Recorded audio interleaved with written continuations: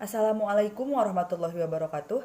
Perkenalkan, nama saya Dita Zahida Nurul Fauzia, NPM 1821511125. Di sini, saya akan mencoba menjelaskan mengenai kemampuan koneksi matematis ditinjau dari self-concept atau konsep diri peserta didik. Yang pertama, saya akan menjelaskan mengenai pengertian kemampuan koneksi matematis.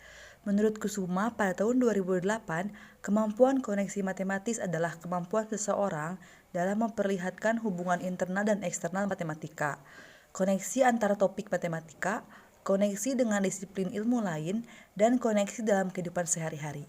Lalu, menurut Yusepa menyatakan bahwa koneksi matematis mencakup hubungan internal dan eksternal secara matematis. Koneksi matematis berhubungan dengan koneksi internal dan koneksi eksternal, sehingga dapat diartikan kemampuan koneksi matematis merupakan salah satu komponen dari kemampuan berpikir yang dilakukan dengan cara mencari hubungan dan keterkaitan antar konsep matematika. Nah, menghubungkan ilmu matematika untuk memecahkan permasalahan pada kehidupan sehari-hari, sehingga dengan kemampuan koneksi matematika, siswa dapat menuangkan masalah dalam kehidupan sehari-hari ke model matematika, sehingga hal ini dapat membantu siswa mengetahui kegunaan dari matematika itu sendiri.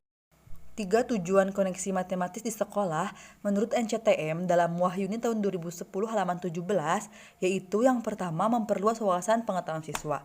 Nah, dengan koneksi matematis, siswa diberi suatu materi yang bisa menjangkau ke berbagai aspek permasalahan, baik di dalam maupun di luar sekolah, sehingga pengetahuan yang diperoleh siswa tidak bertumpu pada materi yang sedang dipelajari saja. Tetapi, secara tidak langsung, siswa memperoleh banyak pengetahuan yang pada akhirnya dapat menunjang peningkatan kualitas hasil belajar secara menyeluruh. Yang kedua, memandang materi sebagai suatu keseluruhan yang padu, bukan materi yang berdiri sendiri. Lalu yang terakhir, menyatakan relevansi dan manfaat bagi di sekolah maupun di luar sekolah.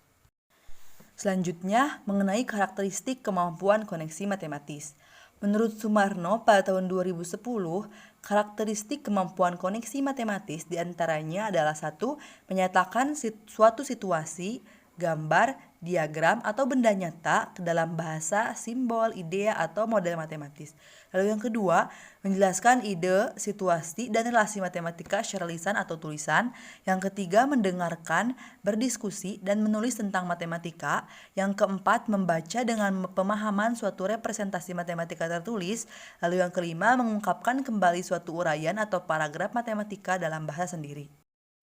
Berdasarkan buku Hard Skill dan Soft Skill Matematik Siswa, indikator kemampuan koneksi matematis meliputi 1. Mencari hubungan antar berbagai representasi konsep dan prosedur, serta memahami hubungan antar topik matematika. Lalu yang kedua, memahami representasi ekuivalen konsep yang sama, mencari koneksi satu prosedur lain dalam representasi yang ekuivalen. Lalu yang ketiga, mencari hubungan berbagai representasi konsep dan prosedur. Yang keempat, menggunakan matematika dalam bidang studi lain atau kehidupan sehari-hari. Lalu yang kelima, menggunakan dan menilai keterkaitan antara topik matematika dan keterkaitan topik matematika dengan topik di luar matematika.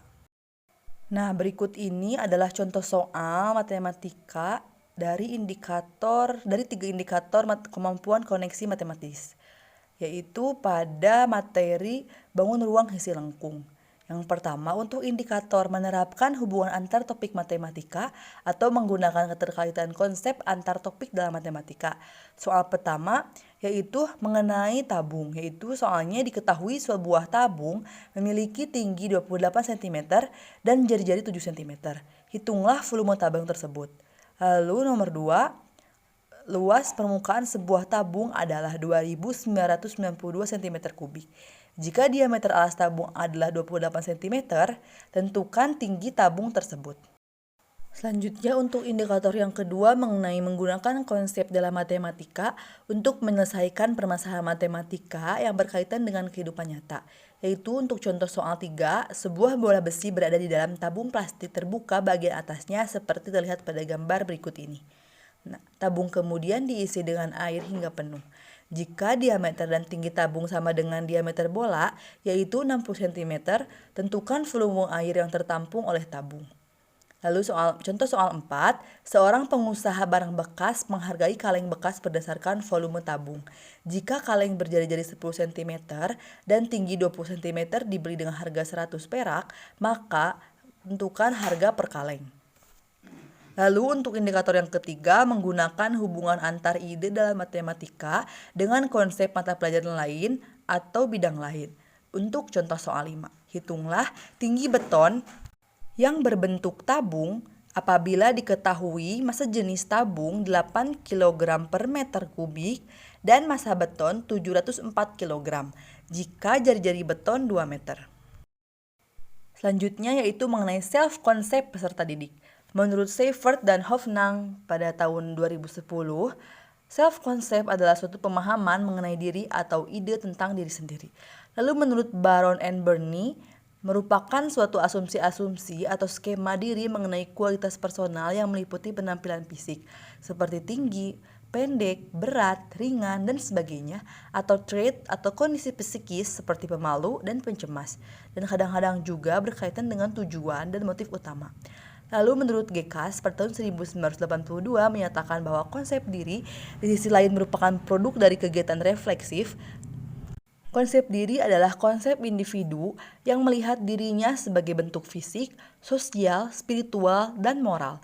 Jadi konsep diri di mana seseorang merupakan cara seorang individu menilai dirinya sendiri, mulai dari pola berpikirnya, kemampuannya, kelemahannya, kelebihannya, serta apa yang ingin dia capai di masa yang akan datang.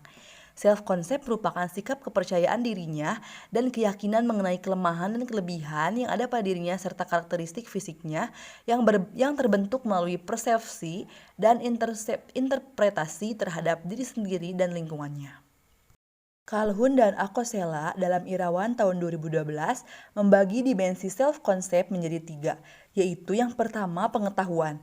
Dimensi pengetahuan dari self-concept adalah apa yang kita ketahui tentang siapa saya, yang akan memberi gambaran tentang diri saya. Gambaran diri tersebut pada gilirannya akan membentuk citra diri.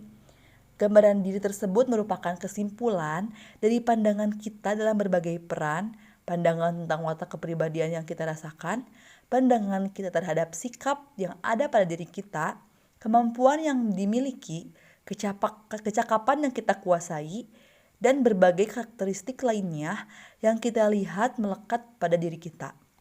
Lalu yang kedua, harapan. Nah, dimensi harapan dari self-concept adalah harapan diri yang dicita-citakan di masa depan. Ketika kita mempunyai sejumlah pandangan tentang siapa kita sebenarnya. Pada saat yang sama, kita juga mempunyai sejumlah pandangan lain tentang kemungkinan menjadi apa diri kita di masa yang akan datang. Nah, pandangan ini mempunyai pengharapan bagi diri kita. Lalu yang ketiga yaitu penilaian. Dimensi penilaian dari self-concept adalah penilaian kita terhadap diri kita sendiri. Penilaian self-concept merupakan pandangan kita tentang kewajaran kita sebagai pribadi seperti pengharapan bagi diri. Saya dapat menjadi apa? Standar yang kita tetapkan bagi diri kita sendiri. Seperti, saya seharusnya menjadi apa? Nah, hasil dari penilaian tersebut membentuk apa yang disebut rasa harga diri, yaitu seberapa besar kita menyukai self-concept kita. Lalu yang terakhir yaitu mengenai kemampuan koneksi matematis ditinjau dari self-concept peserta didik. Menurut Gleisi dalam Nur Haja tahun 2010, kemampuan koneksi matematis siswa dapat dilihat jika siswa sudah mampu mengkoneksikan suatu masalah ke dalam situasi lain dalam pembelajaran matematika. Maka siswa tersebut sudah memaknai proses pembelajaran itu. Lalu konsep pemikiran dan wawasan siswa terhadap matematika akan semakin lebih luas melalui proses koneksi matematis. Tidak hanya terfokus pada topik yang sedang dipelajari. Apabila siswa memiliki wawasan yang luas, maka siswa akan memiliki kemampuan untuk menyelesaikan permasalahan matematika yang lebih kompleks. Jadi semakin tinggi atau kuat self-concept peserta didik, maka semakin tinggi atau kuat pula kemampuan koneksi matematisnya. Karena dalam pembelajaran matematika, self-concept sangat diperlukan untuk dapat menumbuhkan pandangan dan sikap positif dalam menyelesaikan soal matematika. Dengan terbentuk dan tertanamnya konsep diri dalam diri siswa akan berpengaruh terhadap proses berpikir matematisnya, termasuk kemampuan matematisnya.